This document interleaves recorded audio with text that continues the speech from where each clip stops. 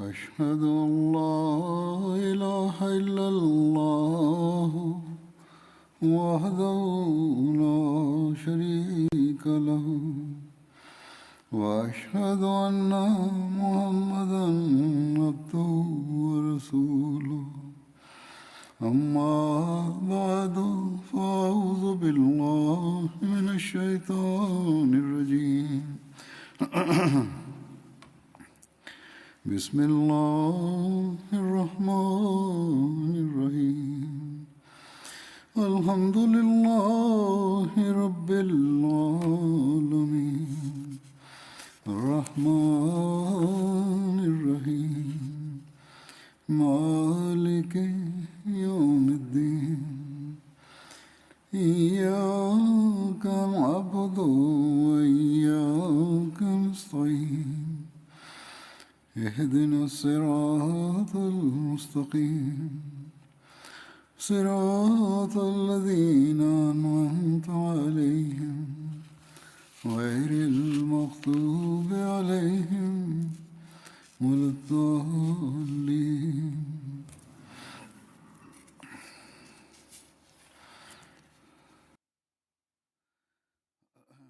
Hazreti Ebu Bekir radıyallahu anh'un hilafetinden sonra karşılaştığı musibetlerden bahsediyordum, sıkıntılardan. Onlardan ilk sıkıntı şöyle beyan edildi.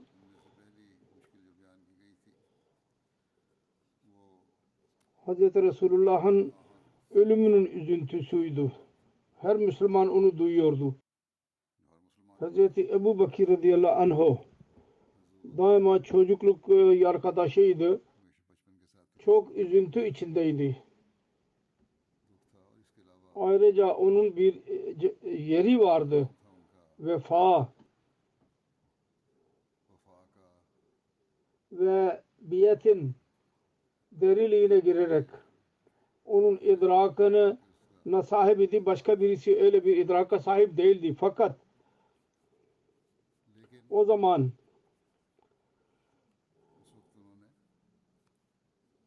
kendisi büyük bir cesareti gösterdi. İmanını belli etti. Beyan edilmiştir. İlk tehlikeli zaman tehlikeli Resulullah sallallahu aleyhi ve sellem'in ölüm sadmesiydi. Bütün ashablar üzüntü içindeydiler. Divane döndüler üzüntüden dolayı.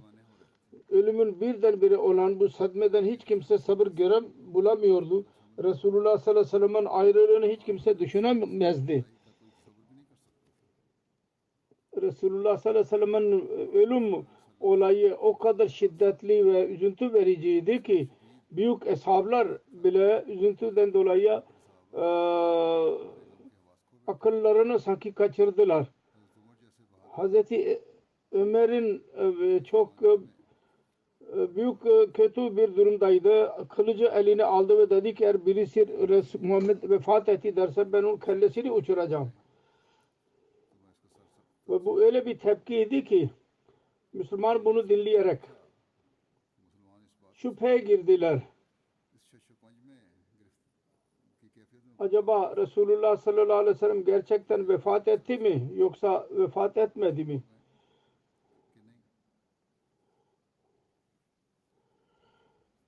Ve bu aşıklar Resulullah sallallahu aleyhi ve sellem'in sevgisiyle şunu demeye başlayabileceklerdi ki hayır Resulullah sallallahu aleyhi ve sellem asla ölemez. Vefat etmemiştir de. O zaman Hazreti Ebu Bekir Siddik radıyallahu anh camiye teşrif buyurdu. Ve orada bulunan insanlara muhatap ederek dedi ki ey insanlar man kana minkum yabudu Muhammadan fe inna Muhammadan kad mat ve minkum man kana yabudu yabudullah fe innallaha hayyun la yamut. Her kim Muhammed'i ibadet ediyorsa dinlesin ki Muhammed sallallahu aleyhi ve sellem vefat etmiştir. Her kim Allahu Teala'nın ibadetini yapıyorsa mutlu olsun ki Allahu Teala haydır, diridir ve asla ölmeyecektir. Resulullah sallallahu aleyhi ve sellem'e karşı aşırı derece sevgisine rağmen tevhid dersini verdi. Sonra buyurdu, şöyle buyurdu: وَمَا مُحَمَّدٌ اِلَّا رَسُولٌ قَدْ خَلَتْ مِنْ قَبْلِهِ الرُّسُلُ اَفَاِمْ مَاتَ وَقُتِلَ انْقَلَبْتُمْ عَلَى أَعْقَابِكُمْ. Muhammed sallallahu aleyhi ve sellem yalnız Allah'ın bir Resulüydü. Ve kendisinden önce ne kadar Resul geçtilerse hepsi vefat ettiler. Sonra kendisi niye vefat etmeyecekti ki? Eğer kendisi vefat ederse ya öldürülürse siz acaba geri mi döneceksiniz? Ve İslamiyet'i terk mi edeceksiniz? Böylece Hz. Ebu Bakır radıyallahu anh kemal himmet ile, cesaretle onların üzüntü durumda ashablara cesaret verdi ve onların kalplerine melhem sürdü ve tevhid binasını korudu. Hz. Akdas Mesih-i Mevud aleyhissalatü vesselamın buyruğuna göre kendisi şöyle diyor. Sonra Resulullah sallallahu aleyhi ve sellem'in hayatı konusunda bazı ashabların kalbinde olan düşünceler vardı ya, bir genel toplantıda Kur'an-ı Kerim'in ayetini okuyarak bütün düşünceleri yok etti ve şu kötü düşünceyi de yanlış düşünceyi reddetti ki bazı insanlar kalbinde bu düşünce doğmuştu. İkinci iş, sadme. Nasıl kendisi ona üstün çıktı ve yahut onu eda etti, büyük iş. O da şudur: hilafet seçimi konusunda Müslüman ümmetini birlik içinde toplamak. Resulullah sallallahu aleyhi ve sellem'in vefatından sonra başka bir tehlike doğduydu. O da Sekife Banu Saide ve Ensarların içtimaı idi. Orada başlangıçta sanki Ensar hiçbir şekilde muhacirlerden birisini amir yahut halife kabul etmeyecekler kendilerine. Ve muhacirler Ensarlardan birisinin halife olmasını kabul etmeyecekler. Ve bu ihtilafi konuşmalardan daha fazla kılıçlara iş dönebilecekti. Bu arada Hz. Ebu Bakır Siddik radıyallahu anh'ın diline Allah-u Teala bir tesir indirdi ve diğerlerden insanların kalbine onlara çekti. Bütün bu ihtilaf bir defa sevgiye döndü. Hz. Akdas Mesih Maud aleyhissalatu vesselam şöyle buyuruyor: nasıl ki Beni İsrail Hz. Musa aleyhissalatu vesselamın vefatından sonra Yuşa bin Nun'un sözlerini dinlediler ve hiç ihtilaf etmediler ve herkes itaat etti. Aynı olay Hz. Ebu Bakır radıyallahu anh bununla baş başa kaldı ve herkes Hz. Resulullah sallallahu aleyhi ve sellem'in ayrılığında ağlayarak kalp rağbetiyle Hz. Ebu Bakır'ın hilafetini kabul ettiler.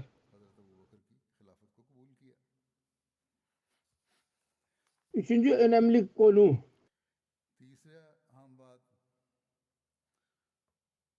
öyle bir fitne ki onu nasıl onu yerine sona erdirdi. Usame ordusunun gönderilişi. Hz. Resulullah Suriye'ye göndermek için bir ordu hazırladıydı. Muhta ve Tebuk gazvesinden sonra Resulullah sallallahu aleyhi ve sellem tehlikeyi duydu. İslam ve Mesih'in ihtilafı ve Yahudilerin fitneleri yüzünden Romalılar Araplara saldırmasınlar. Muhta savaşında Hazreti Zeyd, Hazreti Cafer, Hazreti Abdullah bin Ravaha Müslümanların 3 amiri birdenbire şehit oldular. Muhta bir şehirdir. Ürdün'ün doğusunda bir verimli bir yerdedir. Her neyse bu konuda Hazreti Enes rivayet eder. Resulullah sallallahu aleyhi ve sellem insanlara Hazreti Zeyd ve Hazreti Cafer ve Hazreti Abdullah bin Ravaha'nın ölümünü haber verdi. Müslümanlara bir haber gelmeden önce Resul dedi ki Zeyd bayrak aldı ve şehit oldu. Sonra Cafer aldı ve o da şehit oldu. Sonra İbn-i Revaha bayrağı aldı. O da şehit düştü. Sonra kendi gözleri yaşarıyordu. Sonra Allah-u Teala kılıçlarından bir kılıç, yani Halid bin Velid bayrağı eline aldı. Sonunda Allah-u Teala ona o muhalifler üzerinde zafere ulaştırdı onu. Bundan sonra Resulullah sallallahu aleyhi ve sellem kendisi Müslümanları beraber alarak Tebuk'a doğru çıktı. Fakat düşman cesaret edemedi Müslümanlarla karşılaşmaya ve Suriye'ye girerek Müslümanların saldırısından korunmak istedi.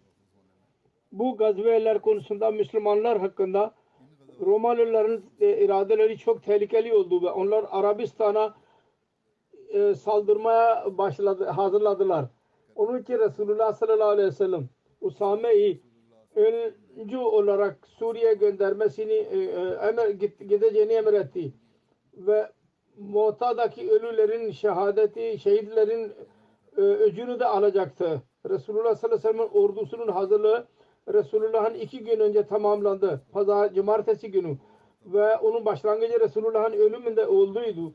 Resulullah sallallahu aleyhi ve sellem yolculuğun sonunda hazırlıklar bulunmasını söyledi. Hazreti Usame'yi çağırdı ve buyurdu.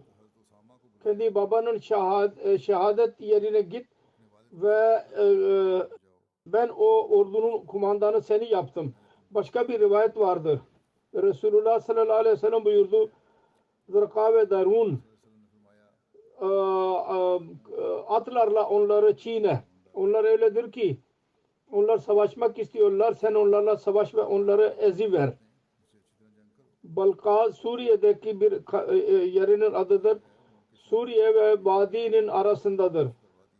Filistin'de Gaza'dan sonra bu yerdir. Bunun hakkında yazılıdır bu. Her neyse Suriye için gidişi buyurarak dedi ki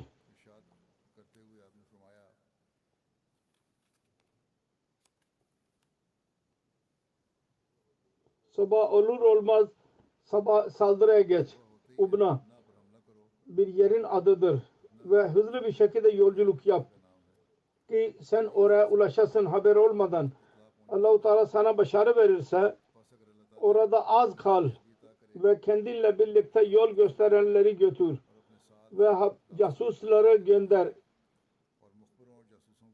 Resulullah sallallahu aleyhi ve sellem Hazreti Usame için kendi eliyle bir bayrak hazırladı ve sonra dedi ki Allah'ın adıyla onun yolunda cihad edin ve Allah-u Teala'yı inkar edene karşı savaşın. Hazreti Usame radıyallahu anh Resulullah sallallahu aleyhi ve sellem'in eliyle hazırlanmış olan bayrağı alarak çıktı ve onu Hazreti Bureyda bin Hüseyin'e verdi ve Cürf adlı yerde orduyu topladı. Cürf Medine'den 3 mil kuzeydedir. 5 kilometre aşağı yukarı. Muhacirler ve Ensarların onurlu kimselerden hiç kimse baki kalmadı. O savaş için çağrıldı. Hazreti Ebu Bakir, Hazreti Ömer, Hazreti Ebu Ubeyde bin Cerrah, Hazreti Sa'd bin Abi Vakas, Hazreti Said bin Zeyd, Hazreti Katada bin Numan radıyallahu anhum ve Salma bin Aslam radıyallahu anhu hepsi vardı. Bazı kimseler söz söylemeye başladılar ki bu amir oluyor. Bu oğlan. Resulullah buna çok kızdı. Başına bir mendil ile bağlamıştı. Bir çarşaf sarmıştı. Minbere çıktı. Allah-u Teala'yı hamd etti. Sonra buyurdu. Ey insanlar! Aranızdan bazı kimselerin konuşması Usama hakkında bana ulaştı. Eğer benim Usama'yı amir yapmam üzerine siz itiraz ettiyseniz daha önce onun babasına amir yapmam üzerinde siz dahi itiraz etmiş bulunuyorsunuz. Allah adına yemin ediyorum. O amarete layık idi. Ve ondan sonra onun oğlu dahi imarete layıktır amir olmaya. O öyle kimselerden idi ki ben onu çok seviyordum. Ve bunlar her kişi öyledir ki onlar hakkında her çeşit iyilik düşünülebilir onlar için. Yani Usame için hayır nasihat alın. Çünkü sizin en iyi insanlarındandır. Bu 10 Rabiul Evvel cumartesi günüydü. Resulullah sallallahu aleyhi ve sellem'in vefatından 2 gün önce Müslümanlar Hazreti Usame ile birlikte çıkıyorlardı. Resulullah sallallahu aleyhi ve sellem'e veda ederek Cüruf adlı yerde orduya katılmak için çıktılar. Resulullah sallallahu aleyhi ve sellem'in hastalığı çoğaldı. Fakat nasihat etti. Usame'nin ordusu gönderilsin. Pazar günü Resulullah sallallahu aleyhi ve sellem'in sancısı daha da çoğaldı. Hazreti Usame geri geldi. Resulullah sallallahu aleyhi ve sellem baygın idi. O gün insanlar kendisine ilaç verdiydiler. Hazreti Usame başını eğerek Resulullah sallallahu aleyhi ve sellem'in alnını öptü. Kendisi konuşamazdı. Fakat kendisi her iki elini göğüne kaldırıyordu ve Hazreti Usame'nin başına koyuyordu. Hazreti Usame diyor ki ben anladım ki benim için dua ediyor. Hazreti Usame orduya geri geldi. Hazreti Usame tekrar Resulullah'a geldi. Pazartesi günü kendisi biraz iyileştiydi. Usame dedi ki Allah-u Teala'nın bereketiyle yola çık. Hazreti Usame Resulullah sallallahu aleyhi ve sellem'den ayrılarak kendi ordusuna geri gitti ve insanlara yol emri çıkma emri etti. Daha irade ettiydi ki annesi Ümmü Eymen tarafından adamın birisi mesaj getirdi. Resulullah sallallahu aleyhi ve sellem'in son zamanıdır. Bunun üzerine Hazreti Usame Resulullah sallallahu aleyhi ve sellem'in yanına geldi. Ve Hazreti Ömer ve Hazreti Ebu Ubeyde dahi onunla birlikteydiler. Ve kendisi can çekişme halindeydi. 12 Rabiul Evvel pazartesi günü akşamleyin Resulullah sallallahu aleyhi ve sellem vefat etti. Ondan sonra Müslümanların ordusu Cürf adlı yerden Medine'ye geri döndü. Ve Hazreti Bureyde bin Husayb Hazreti Usame'nin bayrağını alarak geldi. Ve Resulullah sallallahu aleyhi ve sellem'in kapının önüne dikti. Bir rivayete göre Hazreti Usame'nin ordusu Zihuşub adlı yerdeydi. Resulullah sallallahu aleyhi ve sellem vefat etti. Bu dahi bir yer Zihuşub Medine'den Suriye yolunda bir vadinin adıdır. Her neyse Hazreti Ebu Bakır beyat edildikten sonra Hazreti Ebu Bakır radıyallahu anh Hazreti Bureyde bin Hüseyb'e emretti. Bayrağı al ve Usame'nin evine git ki yola çıksın. Hazreti Bureyde eski yere getirdi bayrağı. 3000 deniliyor orduda. Başka bir rivayete göre Hazreti Usame bin Zeyd 700 kimseyle Suriye'ye gönderildiydi. Bir rivayette şöyledir. Resulullah sallallahu aleyhi ve sellem'in vefatının 2. günü Hazreti Ebu Bakır munadi etti. Usame'nin işi tamamlanacak. Usame'nin ordusundan hiç kimse Medine'de baki kalmasın. Hepsi Cüruf için giderek onun ordusuyla birleşsinler. Hazreti Resulullah sallallahu aleyhi ve sellem'in ölümünden sonra bütün Arabistan'da amme olsun yahut has olsun her kabilede fitne koptu. İrtidad, dinden dönme ve nifak belli oldu. O zaman Yahudiler ve Hristiyanlar kendi başlarını kaldırarak bakmaya başladılar.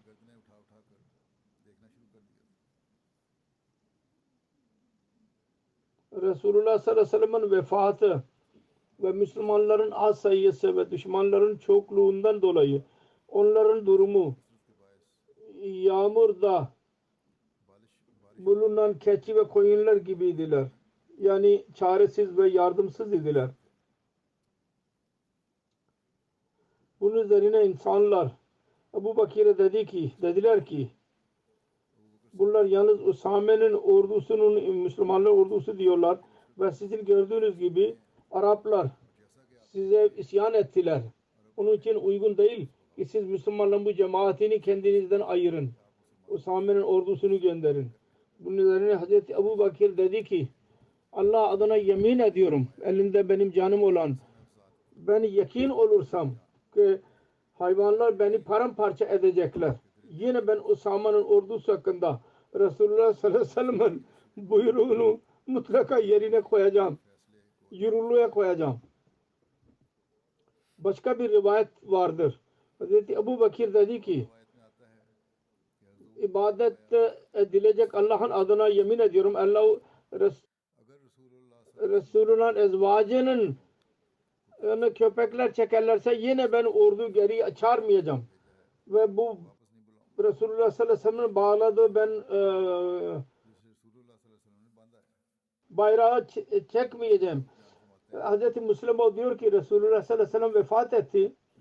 Bütün Arap mürted oldu ve Hazreti Ömer ve Hazreti Ali gibi cesur insanlar bile bu fitneyi görerek korkuya kapıldılar. Resulullah sallallahu aleyhi ve sellem kendi vefatına yakın olarak bir ordu Roma'ya bir yere gönderdiydi. Hazreti Osame onun amiri olarak görevlendirdiydi. Bu yola çıkmamıştı ordu ki Resulullah sallallahu aleyhi ve sellem vefat etti.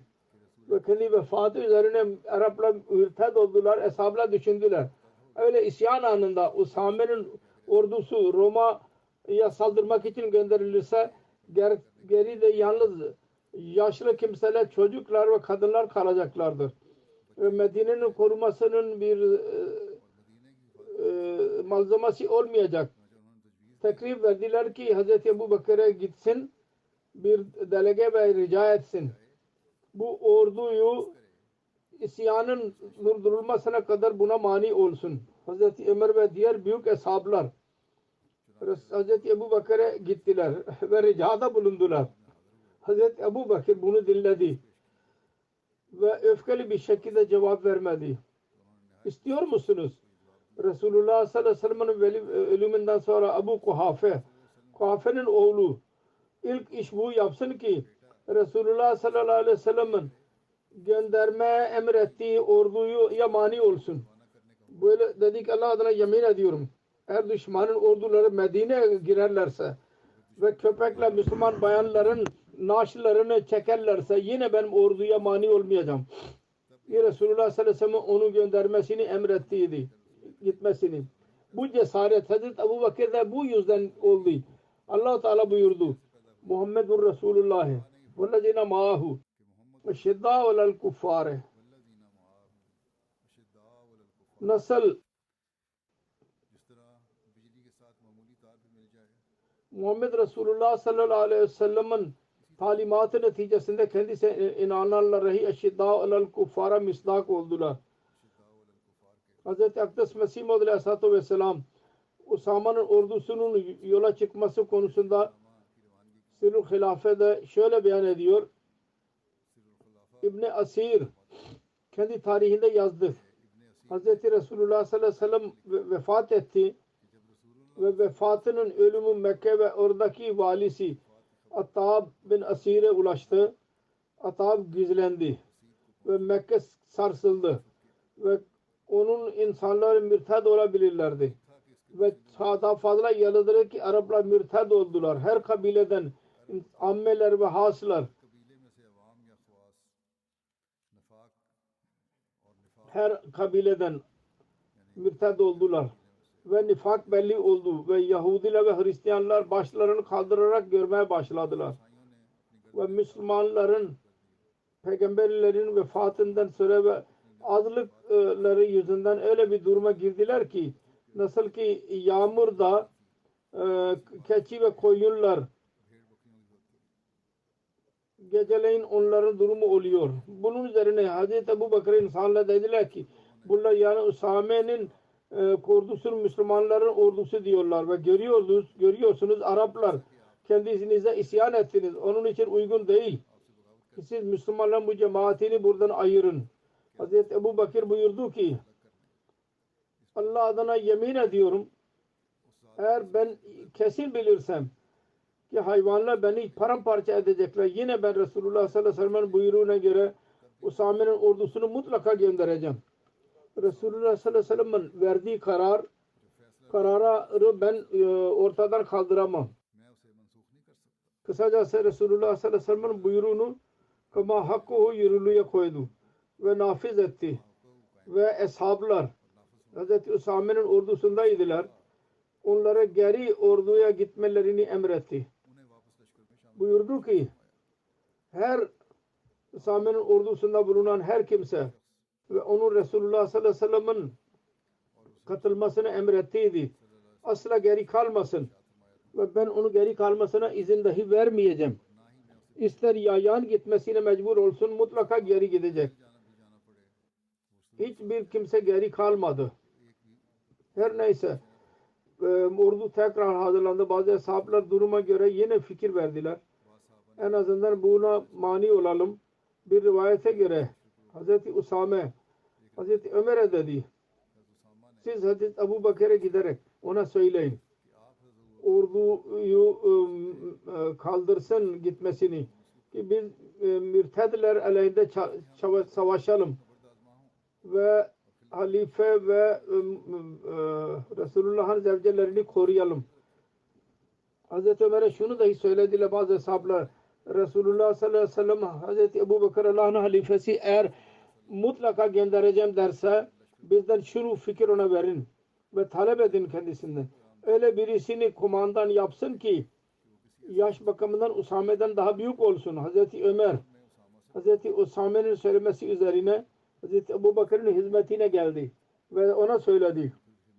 Hazreti Usame'nin söylediğini Hazreti Ebu Bakır buyurdu. Eğer köpekler ve kurtla beni paramparça ederlerse ben aynı şekilde o emri yürürlüğe koyacağım. Nasıl ki Resulullah sallallahu aleyhi ve sellem emrettiydi. Ve ben onu asla değiştirmeyeceğim. Bu karar Resulullah sallallahu aleyhi ve sellem buyurduydu, verdiydi.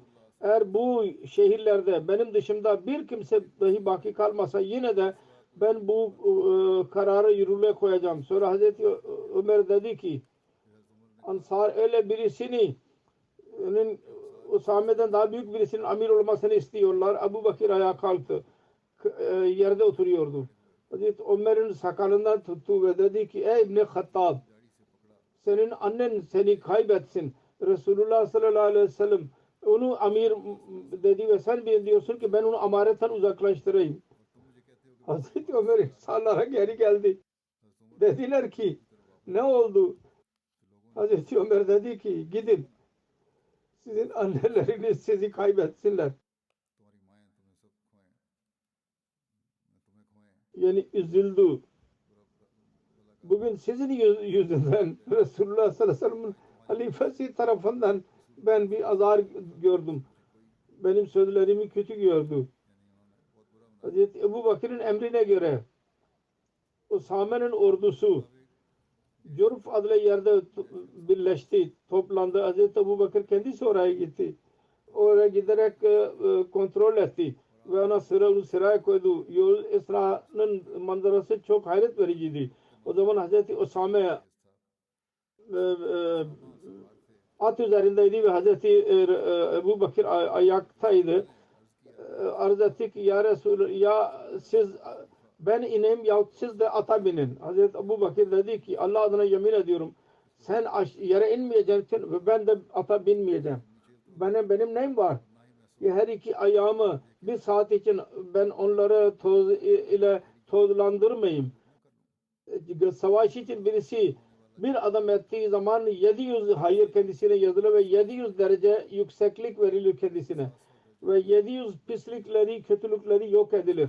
Sonra Hazreti Ebu Bakır Hazreti Usame'ye dedi ki eğer uygun görürseniz Hazreti Ömer'i benim işlerim yardım için bırakın. Hazreti Usame'nin izin verdi. Ondan sonra Hazreti Ömer her ne zaman Hazreti Usame ile görüşürse halife olduktan sonra da kendisine muhatap olarak derdi ki Esselamu aleyke eyyuhel amir. Hazreti Ömer'in kafilesindeydi ve onun amiriydi. Hazreti Ömer ona diyordu ki ey amir esselamu aleyküm. Hazreti Usame diyor ki Hazreti Usame cevap veriyordu Gafarallahu laka ya amirel muminin. Amirul muminin Allah-u Teala size mağfiret eylesin. Her neyse bundan sonra zikir vardır. En son Hazreti Ebu Bakır buyurdu ben size 10 şey nasihat ediyorum. İhanet etmeyin. Ganimet malından hırsızlık yapmayın. verdiğiniz söze karşı davranmayın, musla yapmayın. Yani birisinin çehresini, burun, kulağını, gözünü çıkarmayın, yüzünü değiştirmeyin ve küçük bir çocuğu öldürmeyin ve bir yaşlı bir bayanı ve öldürmeyin ve hurma ağacını da kesmeyin ve meyveli ağacı da kesmeyin. Bir keçi, inek ve deveyi kesmeyin. Öyle bir bazı insanların yanına geçeceksiniz ki onlar kiliselerde vakfettiler. Siz onları durumlarında bırakın. Rahiplere bir şey söylemeyeceksiniz. Hristiyan rahiplere. Ve öyle insanlara gideceksiniz ki onlar değişik yemekler verecekler. Allah-u Teala'nın adını söyleyerek Bismillah okuyarak okuyunuz. Haram demeyin. Bismillah okuyarak yiyin. Öyle insanlarla görüşeceksiniz ki onlar başlarının açı değişik şekilde olacak. Yani onlara kılıçla vurun. Bu konuda değişik rivayetler var. Hristiyanların bir taifesi vardı. Onlar rahip değildiler. Fakat dini kisvesi içine girmişlerdi. Ve onlar Müslümanlar aleyhinde savaş için kışkırtıyorlardı insanları. Ve katılıyorlardı savaşa. Onun için buyurdu ki rahipleri terk edin.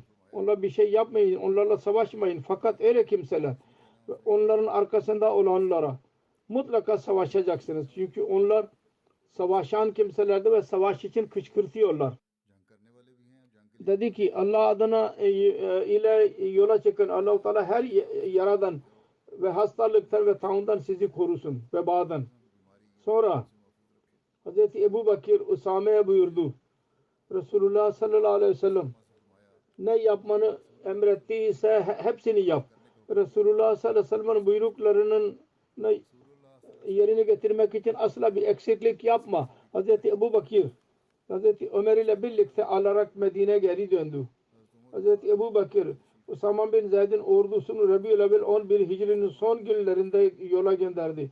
Bir rivayete göre bir Rabi'ül Sani 11. Hicri'de gönderdi. Hz. Usame 20 geceyi yolculuk yaparak Lübnan'a ulaştı ve birdenbire onlara saldırdı ve Müslümanların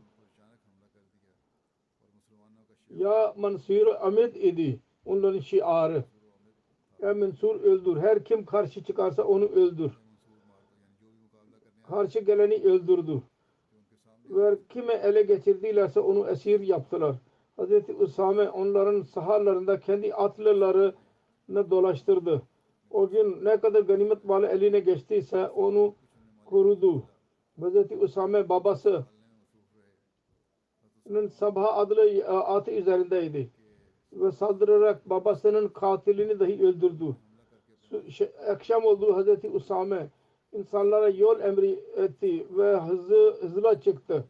9 gecede Vadiye Kura'ya ulaştı. Ve müjde verenlere müjde verdi Medine. Ki ordunun sağ salim olduğunu haber versin. Sonra 6 gecede Medine'ye geri döndü. Bu olayda Müslümanların hiçbir insanı öldürülmedi. Bu başarılı asker geri döndüğü zaman Hz. Ebu Bakır Muhacir ve Medine ahalisiyle birlikte mutlu olarak onlarla görüşmek için dışarı çıktı. Karşılamak için. Hz. Usame babasının ordusuyla içeri girdi ve Hz. Buzeyda bin Usa'ya bayrak alarak önündeydi. Cami-i Nebevi'ye geldi. Camiye girerek 2 rekat nafile namaz kıldı. Sonra kendi evine gitti. Değişik rivayetlere göre bu ordu 40 ile 70 gün dışarı kaldıktan sonra Medine'ye geri döndüydü. Yazılıdır. Galiba bu Resulullah sallallahu aleyhi ve sellem Hazreti Ebu Bakır'ın sevgisiydi. Usame'nin bayrağını Resulullah sallallahu aleyhi ve sellem kendi eliyle bağladıydı. Hazreti Ebu Bakır buyurdu ki bu nasıl olabilir? İbni Ebu Kuhafe bu bayrağı çözsün. Resulullah sallallahu aleyhi ve sellem onu kendi eliyle bağladı. Usame'nin ordusunun geri dönüşünde yine çözülmedi. Ve o bayrak yine Hazreti Usame'nin evinde kaldı. Sonunda Hazreti Usame vefat etti. Usame'nin ordusunun etkileri konusunda yazılıdır. Onun çok önemli etkileri oldu. Birisi şu ki daha önce şiddetli bir şekilde inanıyorlardı ki durum Usame ordusu gönderilmesin. Onlar anladılar ki halifenin kararı ne kadar faydalıydı. Ve onlar anladılar ki Hz. Ebu Bakır çok derin bilgiye sahiptir, akla sahiptir. İkincisi şu ki bu ordunun gönderilişinden önce Arap kabilelerinde korktular ve onlar düşündüler ki eğer Müslümanların da kuvvet olmasaydı orduyu göndermezlerdi. O korktular bundan.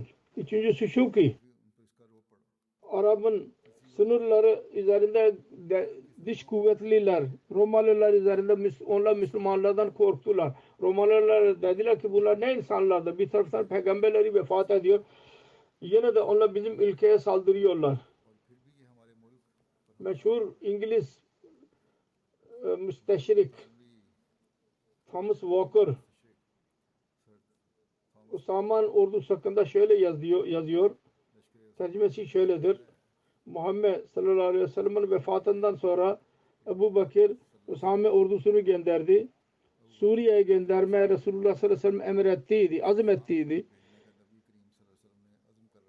Arapların ızdıraptan dolayı Müslümanlar ihtilaf ettiler. Fakat Ebu Bakır onların şüphesini şu köylüyle susturdu. Ben Resulullah sallallahu aleyhi ve sellem'in hiçbir emrini yok etmeyeceğim. Medine vahşi hayvanlara av olursa da yine bu ordu Resulullah sallallahu aleyhi ve sellem'in isteğine bağlı kalacak. Bu en iyi Arap, Suriye, İran ve Kuzey Afrika Müslümanlar ele geçirdiler ve Fars saltanatını yok ettiler ve Romalı saltanatının en iyi velayetlerini aldılar onların elinden. Aynı şekilde başka bir söz vardır.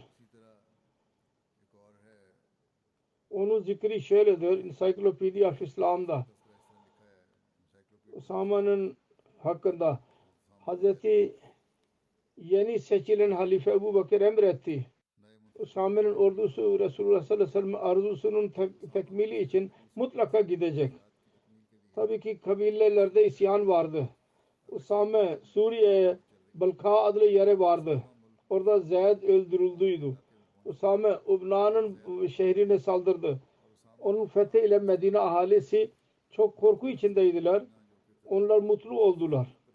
Bu muhim de genel bir muhimden daha fazla önemli oldu. Onun için bu muhim Fethi Şam'ın öncülüğü olarak kabul ediliyor. Sonra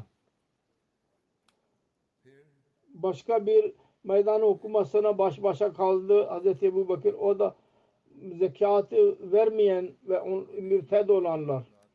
Resulullah sallallahu aleyhi ve sellem vefatının haberi bütün Arabistan'da yayıldı. Her tarafta irtidat ve isyan çıktı. Allama İbni İshak diyor ki Resulullah sallallahu aleyhi ve sellem vefatı zamanında bütün Arabistan mürted oldu. İki camili Mekke ve Medine'deki insanlar dışında Resulullah sallallahu aleyhi ve sellem'in vefatından sonra Mekke ahalisi irtidat yapmadılar. Onun detayları şöyledir. Suheyl bin Amr Mekke fethi zamanında Müslüman olduydu.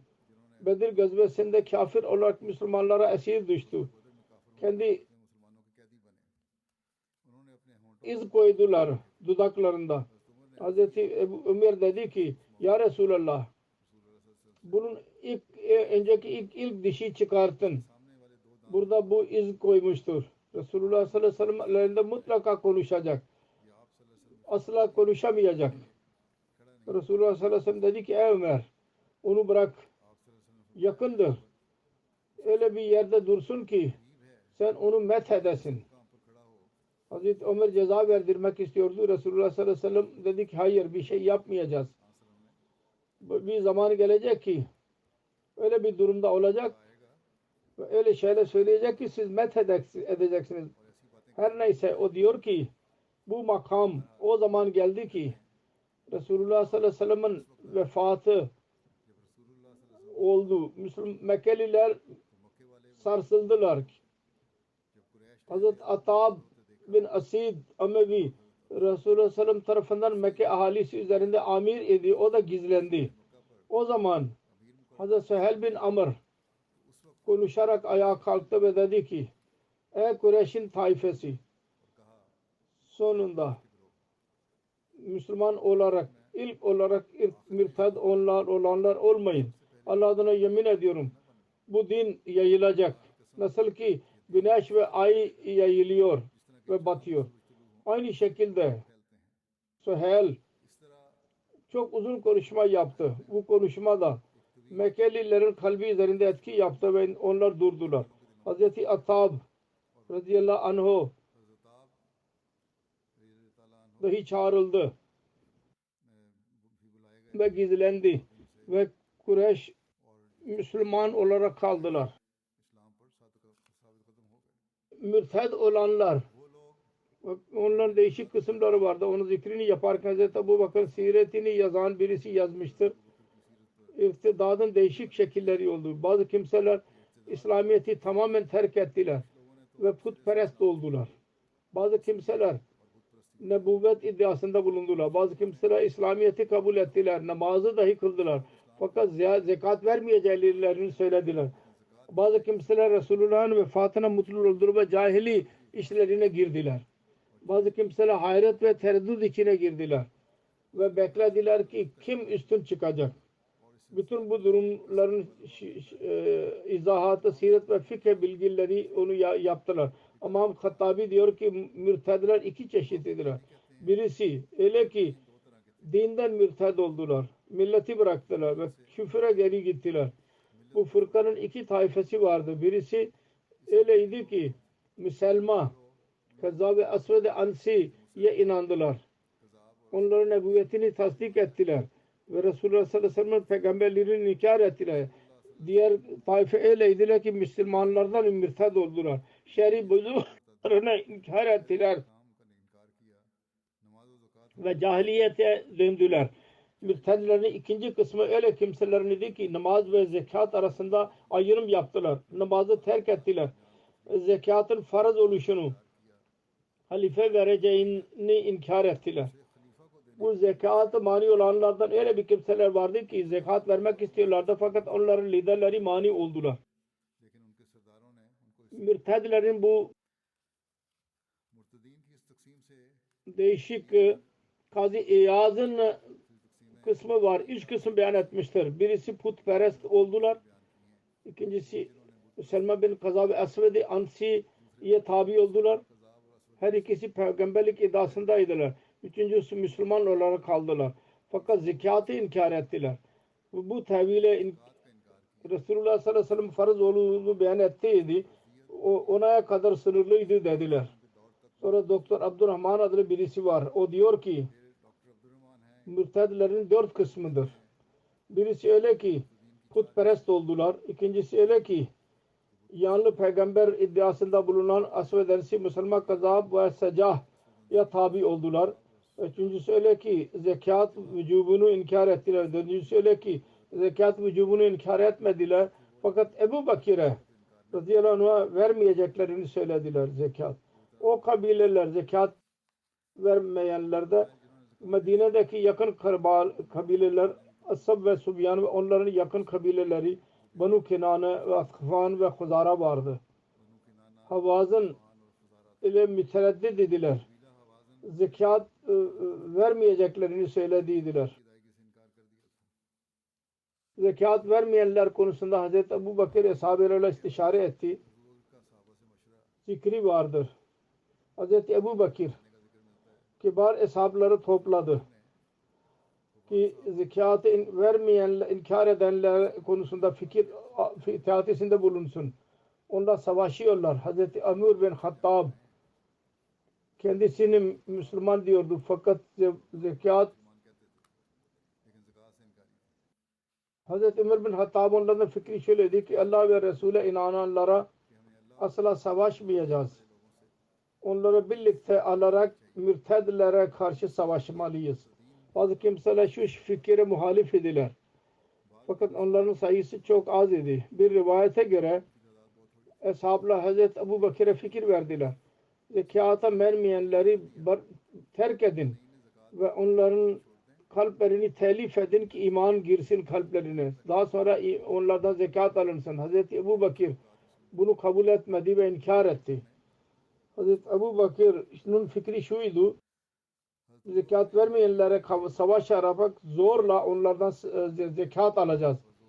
Şiddeti şu durumdaydı ki tartışarak kuvvetli bir şekilde buyurdu: Vallah, eğer zekat vermeyenler bana bir ip bile vermeyeceklerini söylerlerse, Resulullah sallallahu aleyhi ve sellem zamanında onu veriyorlardı, ben yine onlara karşı savaşacağım. Buhari'nin bir rivayet bu detayı şöyledir. Hazreti Ebu Hureyre beyan eder. Hazreti Ömer dedi ki siz nasıl savaşacaksınız? Resulullah sallallahu aleyhi ve sellem buyurmuştur: Umirtu an uqatelen nasa hatta yekulu la ilahe illallah ve men qalaha fakat asama minni malahu ve nafsahu illa bihakkihi ve hisabuhu alallah. Bana emretti ki ben onlarla savaşayım. Öyle ki la ilahe illallah'ı kabul etsinler. Ve her kim bunu kabul ederse o bana kendi canını ve malını benden korudu. İlla bir hak olursa o başka, onun hesabı Allah katındadır. Hazreti Ebu Bakır dedi ki Allah adına ben mutlaka savaşacağım. Her kim namaz ve zekat arasında fark etti. Çünkü zekat malın hakkıdır. Allah adına yemin ediyorum. Eğer onlar bir keçi yavrusunu vermedilerse Resulullah zamanında verdikleri gibi ben onlarla savaşacağım. Hazreti Ömer dedi ki Allah adına yemin ediyorum bu olmadı. Allah-u Teala Hazreti Ebu Bakır'ın göğsünü açtı ve ben anladım ki hak budur. Hazreti Ömer kabul etti. Hazreti Ebu Bakır doğru söylüyordu. Hazreti Seyyid Zeynul Abidin Veliullah Şah radıyallahu anh hadis asama minni malahu bunu izah ederek dedik illa bihakkil İslam cümlesi konuyu daha da açıyor. Bir Müslüman la ilahe illallah kabul ederek eğer İslami buyruklarına bağlı kalmasa o da cezaya bir hak eder. Sonra yalnız bihakkil İslam iki çeşit anlam vardır. Birisi şu ki İslam hakları ile alakalı olsun. İslami hak mastardır. Çoğunluk anlamı dahi verir. İkinci anlamı şudur ki her nerede mal ve can vermeyi gerekli görüyorsa hakkul amr asvadahu avcadahu, yani onu gerekli görüyor. Bu mutaddi manasında da kullanılır. Ümmet efradının nasıl ki vergi ve isyan üzerinde ceza verilirse aynı şekilde zekatın verilmesi üzerinde ceza vardır. Hazreti Ebu Bakır aynı fikirde olduğu Hazreti Ömer illa bihakkehi'nin delilini dinledi ve onun fikrini kabul etti. Bundan belli oluyor ki yalnız dil ile la ilahe illallah demek salih durumda bir anlamı yoktur. Bunun unvanı şu ayettir: ve en tabu ve akamus salata ve atabu zakata ve hallu sabilahum. Bu durumda bu ayetin anlamını tekrar ederken Allah-u Teala der ki ve en tabu ve akamus salata ve atabu zakata ve ihvanukum fid din. Eğer tövbe ederlerse, namaz kılarlarsa, zekat verirlerse o zaman din de sizin kardeşlerinizdir. Onlarla savaşmayın. Bu konulardan anlaşılıyor ki bu kelimelerden bu üç şeyden birisi terk eden Müslüman değildir. İslam'ın 5 erkanına bağlı kalmak farzdır. 5 şartına. Resulullah sallallahu aleyhi ve sellem illa bihakkı diyerek bir istisna bıraktı. Toplumun zayıf tabakasının hakkını beyan etti. Yani kuvvetli insanların farzıdır ki İslami buyruklara bağlı kalsınlar ve mal hakkı onlara üzerindeki onu eda etsinler. Onların hakları dahi o zaman korunacak. İlla bihakkı kelimesinden Hazreti Ebu Bakır'ın verdiği delil derindir. Hazreti Ebu Bakır'a göre zekatın verilmeyişi isyandır ve zekat vermeyen İslami toplumun üyesi kalmaz. Sonra bu isyan üzerinde onunla savaşma gereklidir. İslam'da la ikraha fid din, dinde cebir yoktur. bununla din konusunda hürriyet vermiştir. Fakat birisi zahirde İslamiyet'i iddia ediyorsa ve İslam'ın toplumuna girerek onun penahında ise, sığınmasında ve onun bereketlerinden istifade ediyorsa ve içtimai haklardan tam olarak istifade ediyorsa, fakat İslamiyet'in farizelerini, vaciplerini, bir verdiği görevler var ya, onları yerine getirmiyorsa, öyle birisi içtimai korunmasının hakkına sahip değildir. Dünyada hiçbir hükümet yasaya karşı ve isyancılara tahammül edemez. İslami zekat nizamı ve sadakanın toplum ile alakası var, kişi ile değil. Bunun neticelerinin alakası dahi toplum ile alakası var, kişi ile değil. Bir rivayete göre bu arada Hazreti Ömer arz etti: ey Halife Resul sallallahu aleyhi ve sellem, insanlara kolay muamele yapın. Hazreti Ebu Bakır dedi ki Hazreti Ömer'e, cahiliye zamanında sen çok cesur idin. İslam'da şimdi öyle korkak mı oldun? Her neyse, zekat vermeyenlerin toplumundan onlara karşı savaşmak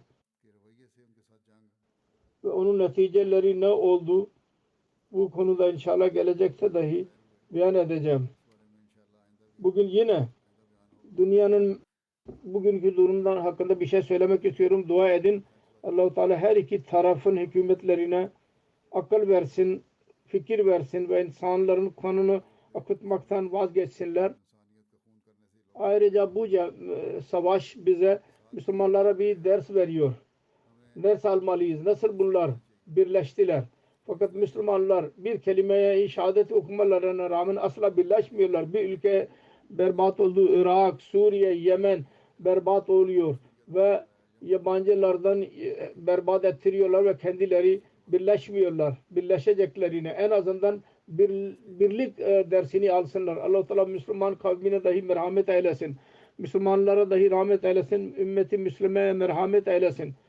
Ve bu ancak bir durumda olabilir ki bunlar zamanın imamına inanan olsunlar. Ve bu gaye için Allah-u Teala bu zamanda o imama göndermiştir. Allah-u Teala bunlara akıl ve fikir versin ve kendi durumlarını değiştirenler olsunlar. Orada dünya için dua edin. Kendi vesilelerinizi kullanarak dünyaya savaşlardan mani tutmaya çalışın. Kendiniz savaşa katılmayalım. Namazdan sonra ben bir cenaze gayb kıldıracağım. Kayseri Zafer Haşimi'nin cenazesidir. Zafer İkbal Haşimi'nin Lahor'un karısıydı. Geçen günlerde vefat etti. İnna lillahi ve inna ileyhi raciun. Merhumme Hazreti Mesih Maud Aleyhisselatü Vesselam sahabesi Hazreti Seyyid Muhammed Ali Buhari'nin torunuydu. Seyyid Nazir Ahmed Buhari'nin evinde doğdu. Evlendikten sonra değişik yerlerde kaldı. 1961 senesinde evlendi. 1981 senesinde Allame İkbal Town'a taşındı. Orada lacnaya hizmet etti. Sadr ve sekreter olarak hizmet etti. Namaza bağlıydı. Dua, sempati, misafirperver, sabır ve şükür çok iyi bir bayan idi. Hilafeti çok seviyordu. İtaat, mala çok katılırdı. Çandayı yılın başında veriyordu. Allah-u Teala'nın lütfuyla Musiye'ydi. Kocası dışında 5 oğul ve bir kız bırakmıştır. Bir oğul Mahmud İkbal Haşimi esir-i rahim evladır.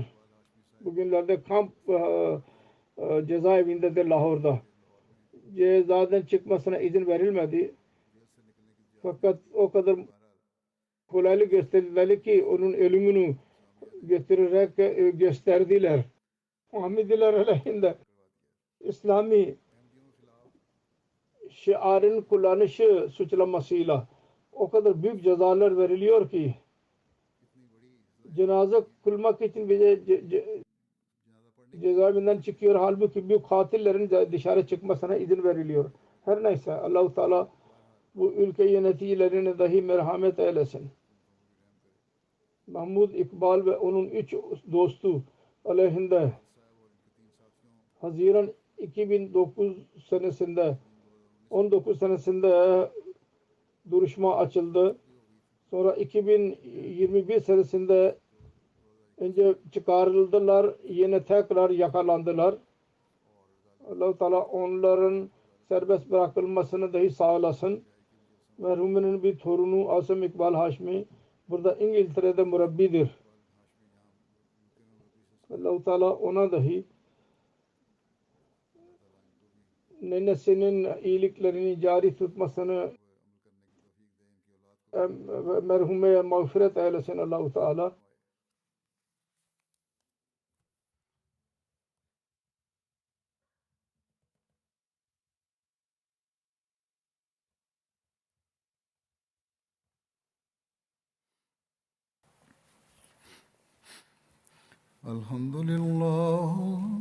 الحمد لله نحمده ونستعينه ونستغفره ونؤمن به ونتوكل عليه ونعوذ بالله من شرور أنفسنا ومن سيئات أعمالنا من يهده الله فلا مضل له ومن يضلل فلا هادي له ونشهد أن لا إله إلا الله ونشهد أن محمدا عبده ورسوله عباد الله رحمكم الله إن الله يأمر بالعدل والإحسان وإيتاء ذي القربى وينهى عن الفحشاء